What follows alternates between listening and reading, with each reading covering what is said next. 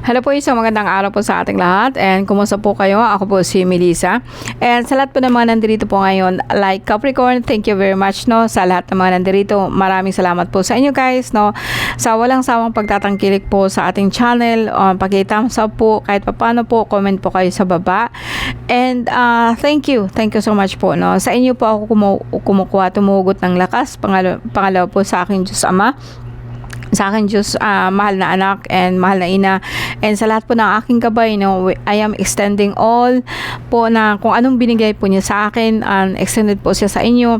Nawa po is tangkilikin po ninyo ang kalikasan, bigyan po natin ng pagkakataon po ang lahat po na nilalang na mabubuhay po dito sa ating mundo. Maraming salamat po, no. Ang gagawin po natin ngayon guys, no, ay Capricorn. Mabibigay po tayo ng reading na kung saan tingnan po natin kung ano yung challenge or ano po yung mga balakid po sa ating pag-grow ngayong 2026. And baliktanaw lang tayo or balikan po natin itong taon na to, which is 2025, Year of the Snake, and then water element. Etong parating po is Year of the Horse and fire element. And Capricorn, pwedeng sabihin ko sa inyo na kung sakali po na i-impress niyo kasi ang kabayo kasi is earth, and ang ating energy is also movement. So sa akin, kahit sabihin po natin na ang sobrang apoy is nakaka-burn, and ang sobrang passion, ang sobrang interest, no, pwedeng mauwi po siya sa pagkalulong. Pero sa akin, like sabi ko nga sa inyo, kasi mostly naman sa atin na dito is yung mga nanay po, no, bibihira lang po yung mga lalaki. Now, ang Capricorn, actually, you are an earth element. Same thing with the horse. And so sa akin, gamitin mo po yun. Ang horse is a symbol of passion, symbol po siya ng movement, symbol po siya ng action, doing, or something po, or papuntahan, or meron kang goal na meron kang marating. And you fuel by your passion. Ito na po yung elemental fire. So sa akin, ang ating igagawin po dyan is i-reconnect mo lang po yung energy mo sa kung anong gustong gawin mo, and then you can do miracles. So etong taon na to, hindi natin masasabi, no, or rather kahit anong taon po, di ko sinasabi na ang zodiac sign nito is malas, is ganito, ganyan, no. Kasi sa akin kasi, you don't have to go against the elements, kasi we are all water, fire, and air, and earth. Lahat tayo nun. Meron tayo nun. Iba lang yung spirito natin. Iba lang yung spirit. Maybe talaga pong more on base ka sa moon. So, more on base ka po sa earth. More on base ka po sa fire. So, ganon. Ngayon, ang combination po niyan, ang pinaka magandang sagot.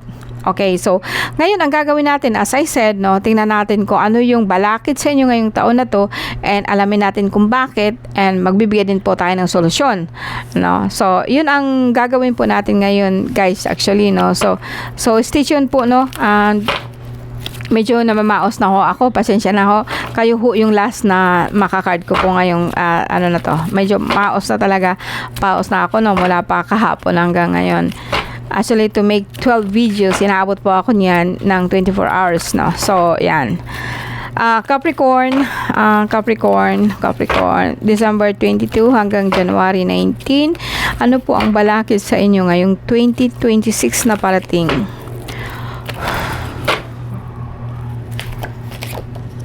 Okay. Five of Cups. Ang Five of Cups is mag-resemble siya sa mga tao po, or a negative energy about regrets, about sa mga tao po na nagsisisi, no. Ito yung parang feeling mo na nagsisisi ka, or kumbaga sa akin, hindi mo na-appreciate yung mga bagay, nakaitim ka, and palabas, spiral po yung energy na nararamdaman namin sa'yo, no, if you are Capricorn. Pero tingnan natin kung bakit ka nagkakaroon po ng ganyang damdamin.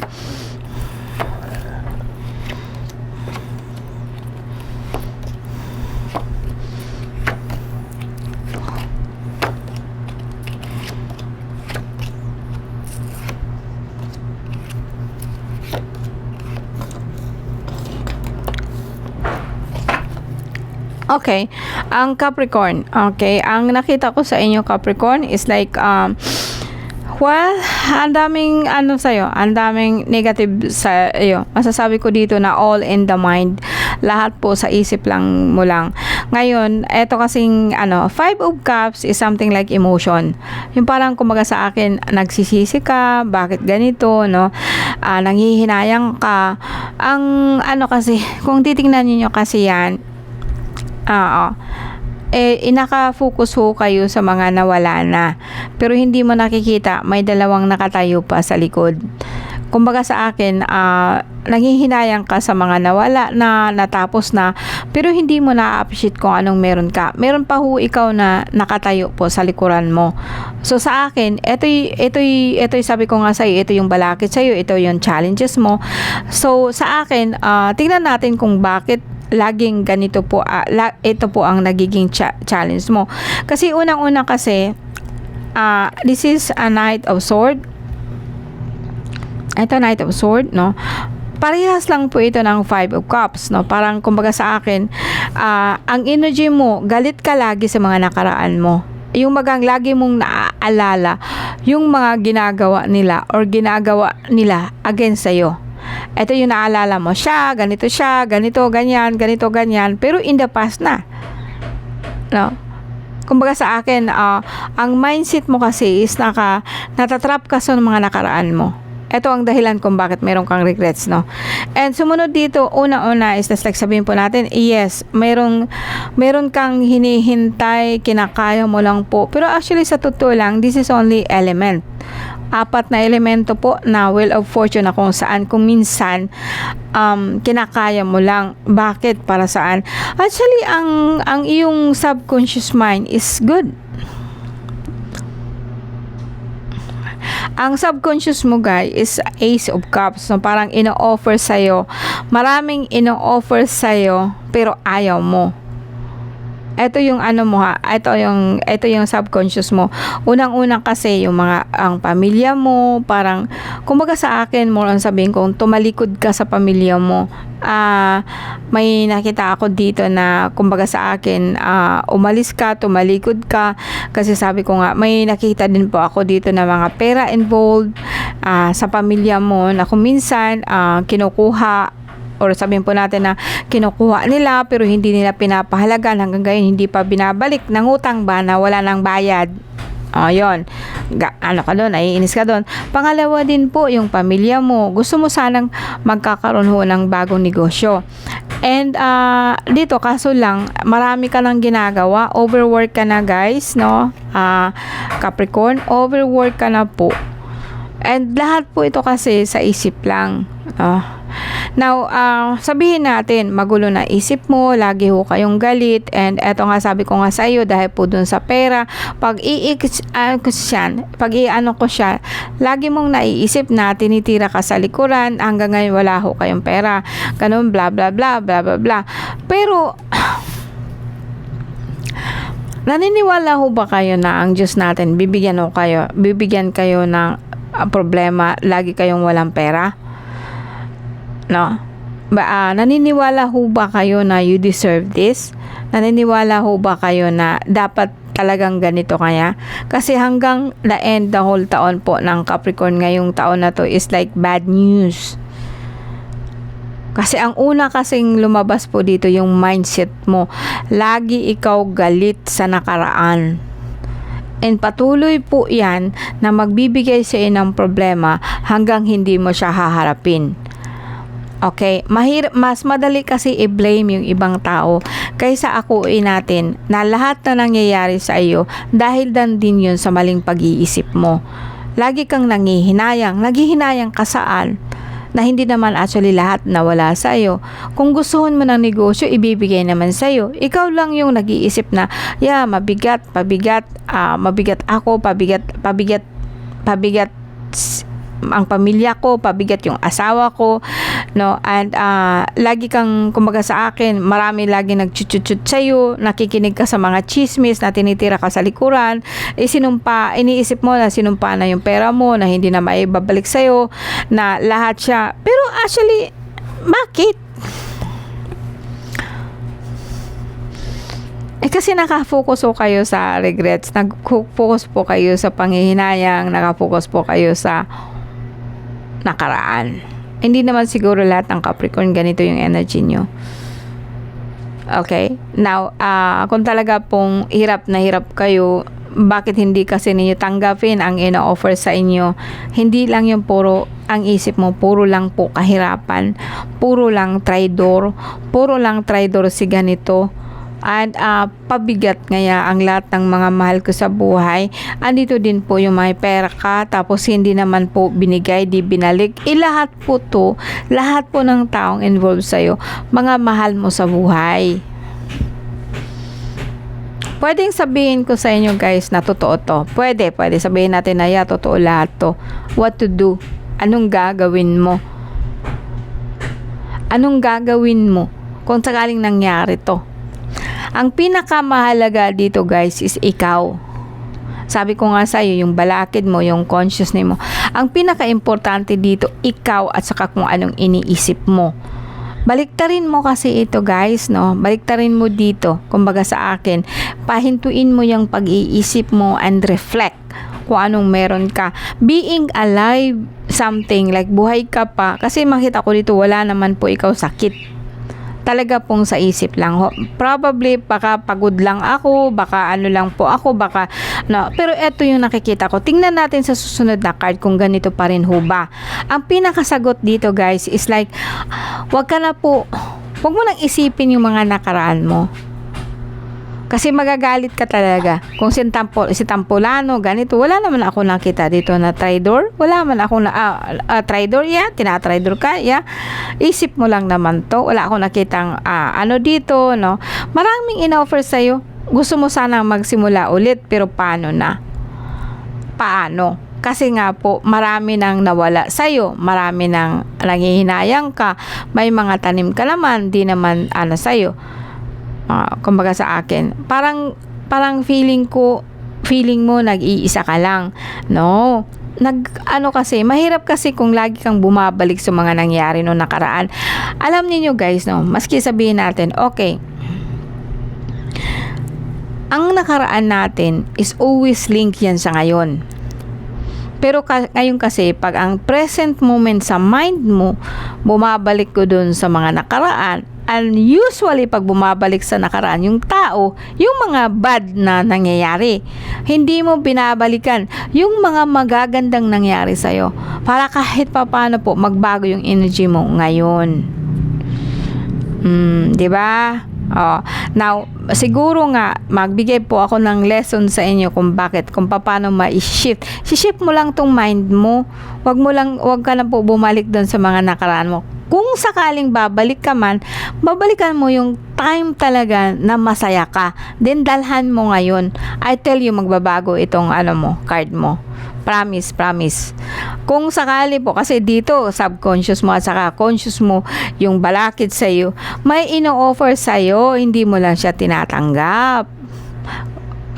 Subconscious mo, pwedeng nagsasabi na yan na ganito ang gawin mo, ganyan, hindi mo tinatanggap. Kasi talaga pong bumabalik ko dun sa mga nakaraan mo. Pag i-straighten ko to lahat, pag i-align ko to lahat, ang in-offer sa'yo, tumatalikod ka. Mas pinapakinggan mo yung ibang tao na ganito siya hindi siya siya. Yun ang tinuturo mo. No, sa isip mo. Hindi mo siya inaamin in person. Actually, Capricorn, you are very practical person. You're supposed to be nasa linya. Lahat po. Tingnan mo yung mga mayayaman. They are Capricorn. Pero dito, bakit ganito po? Siguro sa mga nanonood ko, it's just like really sila po talaga yung gusto talaga ng makaahon. And change mindset, everything will change. Kaya nga ba sabi ko madaling baguhin ang sitwasyon kung alam mo. Di po ba? Kung alam mo kung ano nangyari, di po ba? Kung aminin mo sa sarili mo na, totoo yun. Kung aminin mo sa sarili na ganito ka. Kung aaminin mo kasi sa sarili mo na sa ngayon kasi wala kang pera, it's fine. Wala kang pera ngayon. Aminin mo sa sarili mo, wala kang pera. Now, what to do? Di ba?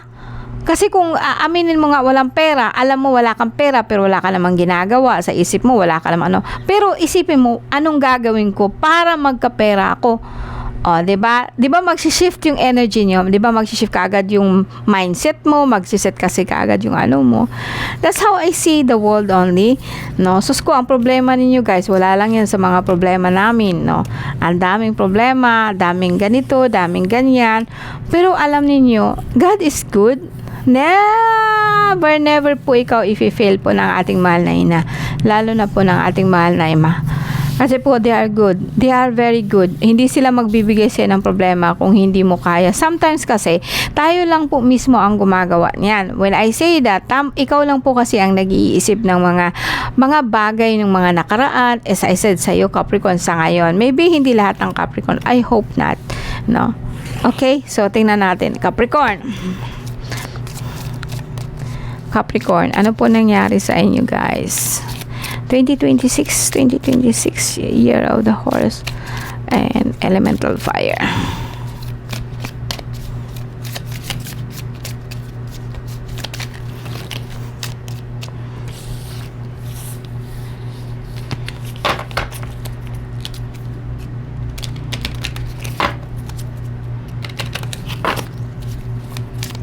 Capricorn. Clouds. Sabi ko nga sa iyo nakikinig ka, no? Clouds, okay? Letter. Meeting, chismis, okay? Ito kasi nga, no, yung mga nagte-text sa'yo, yung mga nagbibigay sa'yo ng mga information, yung bagang pinapakinggan mo yung kung anong sinasabi ng iba. Ito ang unang-unang dahilan po. Sinabi ko nga sa iyo na, siguro, hindi lahat. Na kung may lalaki, kung lalaki ka kung lalaki ka na nakikinig ngayon, meron kang prostate. Masakit, meron ho kayong lagnat, may masakit ho, pero okay naman. Sa ngayon, guys, no. Okay, ang eto yung mga nakaraan mo. Palitan mo 'yan. Sabi ko nga sa iyo, huwag kang makikinig sa sinasabi ng iba. And pangalawa po is like huwag kang tumanaw po sa mga nakaraan mo. And etong pangalawa po is magbabago po siya. The sun, stork, and the star. Makakalipat ka ng bahay kung gusto mo. Makakabili ka ng sasakyan kung gusto mo. Kung gustuhin mo, Capricorn, ha? Okay? Kung gustuhin mo, ha? Kung magbabago yung mindset mo, ha? Okay. Kung mag-focus ka sa sarili mo, kayang-kaya mo to ngayong taon na to. Pangalawa po, Clover and Lily, magkatabi. Itong apat na ito, guys, at the end of this card, at the end of the sheet po, kung talaga pong magbabago po, makakabili ka ho ng sasakyan, makakalipat ka po ng ibang bahay kung gustuhin mo, makakalipat ka ng trabaho, the Lily and the Clover. Although sabihin po natin na maliit lang ang pera mo, pero mayroon hong magbibigay sa iyo, mayroon hong tutulong sa iyo. No, ito yung sinasabi ko sa iyo na tulong na tinanggihan mo. Ito yung tulong mo. Bakit? Ito'y galing po sa kalikasan, galing sa Ama. Tinatanggihan mo, bakit? Kasi nakikinig ka sa kung ano sinasabi ng iba. Okay? Kung nakikinig ka sa, hindi pwede yan ngayon kasi ganito ngayon. Lagi ka sigurong nanonood sa media. Lagi ka sigurong nanonood sa mga Facebook, na lagi ka na, kasi yung mga tao kasi ngayon, content lang ng content. Wala namang, although nakakaaliw ang mga pinaano nila. No, may mga talent ako nakikita sa reels na talaga pong super. Hindi naman nila yan makukuha ng ganyan kung hindi na lang nila pinaghirapan. Do you think na napakagaling mong sumayaw, talagang super ngaya, hindi mo pinaghirapan nila yan, guys. Oo, ang nakikita ninyo yung perfecto nila, pero hindi mo nakikita yung mga times po nagfi-fail sila, walang tulog, wala ka i-exercise ka, para lang po makukuha nila yung super na mga moves na talaga pong kumbaga sa akin talaga pong nalalakal, di po ba ang ganda po talaga. So, sa isip-isip ko, naisip ko, Diyos ko, kaya ko pa kaya ngayon sa edad ko na yan? Kasi ako gusto ko ng music. Gusto ko ng music na sumasaya ako.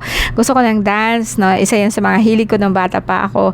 And ngayon na, lagi na lang ako nakaupo sa inyo. And I was thinking, Jesus, siguro nga, kung nagpapatuloy ako sa pagsasayaw, siguro ito na yung nakamit ko ngayon. Pero nandito ako, nanggagamot ako sa inyo. Okay? So, yan. Sakit ng likod ko, sakit ng ano ko, di ko na nagagawa ang gusto ko.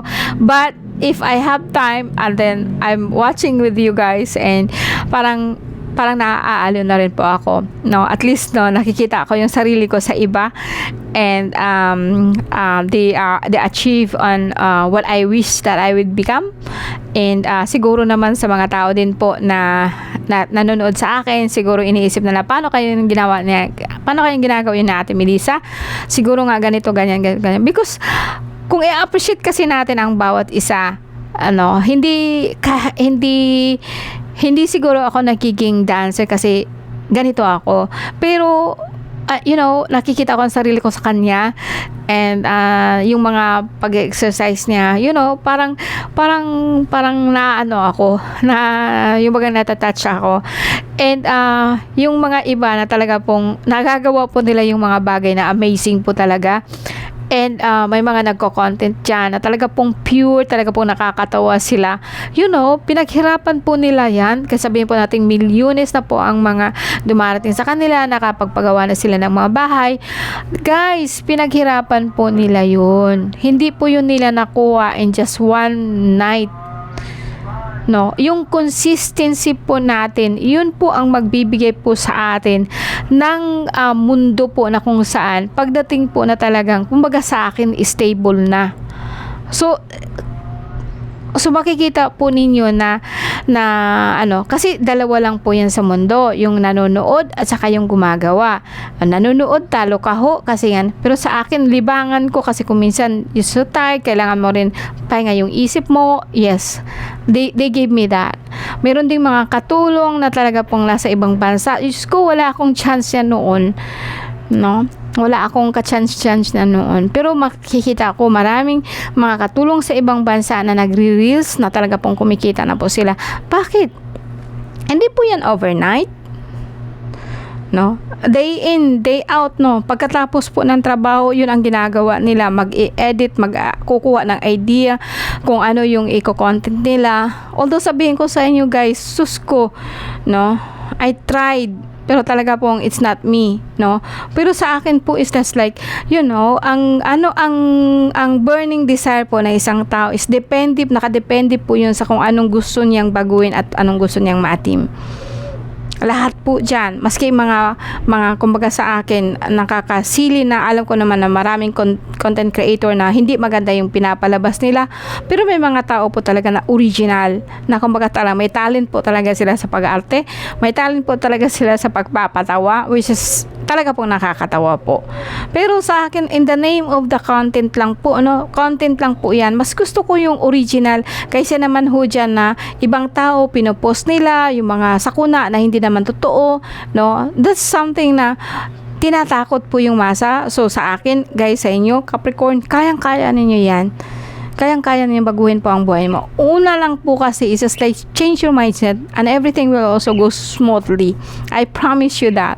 Okay? So, bigay na lang po ako ng life messages. Yun na nga yung sinabi ko sa iyo kanina eh. Lahat na yata nasabi ko na eh. Di po ba? Step by step. See? Hindi ko na siya babasahin, no? Step by step po siya, no? Embrace patience. Baga sa akin, trusting the time will bring my goals to fruition. Kumbaga sa akin, lahat po yan, consistency, araw-araw mong ginagawa. Andyan na po yung plano, andyan na po yung paano mo siya gagawin. You sit aside and then work. And then, lahat siya will fall into place, no? Have a good day po sa lahat. 2026 na po, malapit na po sa inyo. Sa bawat isa po sa atin, I extend my blessing to you from the Father and the Son and the Mother. And sa lahat po ng aking mga gabay, makita at saka hindi makita. Thank you very much po.